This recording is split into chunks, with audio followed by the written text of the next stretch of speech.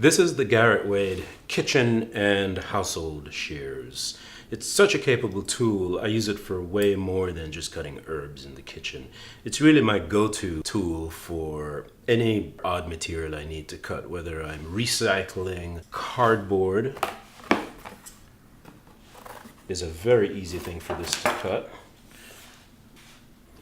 Here's some hose. This is a pretty heavy-duty garden hose, similar to high-pressure automotive hose. I typically end up cutting open my packages. Sometimes I have bundle wood or pipe in zip tie, and it's a pretty easy thing to take off. But I don't want you to think this is only good for big materials, because I definitely pull it up when I'm doing leather work. Leather tends to be a little bit tricky, especially this is a great example. It's a strong material, but yet it's soft and tends to be floppy, and for a lot of scissors it just slips right out, and I can cut with it and it still does a great job following the line and handling the leather well. A part of that secret is the blades all have micro serrations, so soft fabrics that tend to get pushed out as you close the scissor blade. The micro serrations help to hold on to them. Here's another really soft fabric that I use in my workshop a lot. It's a drawer liner. Sometimes I